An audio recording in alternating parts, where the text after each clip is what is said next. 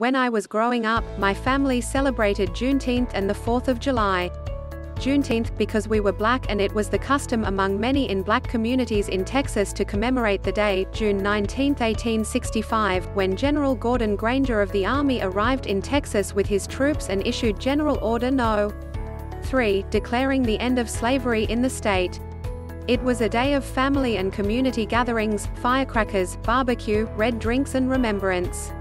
We celebrated the 4th, as we always called it, because we were Americans, and that was the day for celebrating the creation of our nation. In those days, I thought Juneteenth belonged specifically to Black Texans, and the 4th to everyone. Now that Juneteenth has become a federal holiday, it can be said that both days belong to all Americans.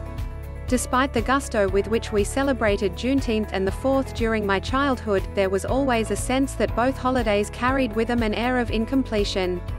The slaves haven't really been freed, my father said almost every year, as a provocation.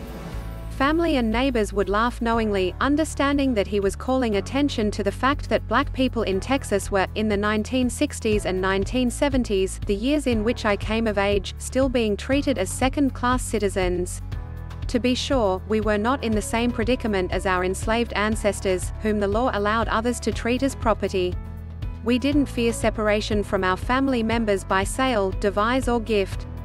We didn't experience the violence that was endemic to slavery.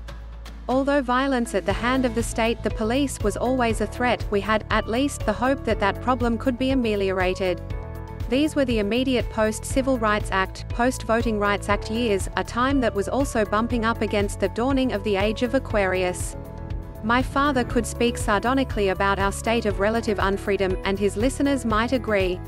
But they all knew Juneteenth was but one positive marker on African Americans' journey through United States history. The current generation was making others. The incompleteness of the 4th was even more obvious to us. We knew the day celebrated the break from Britain, when the United States took its place among the powers of the earth. We also knew that even after this act, the vast majority of black people in the new nation remained enslaved. But the document that announced the separation, the Declaration of Independence, included language that was meaningful above and beyond proclaiming the departure from the British Empire.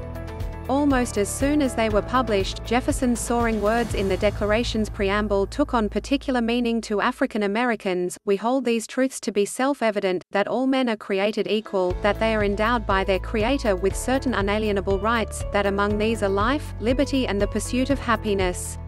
As Ethan J.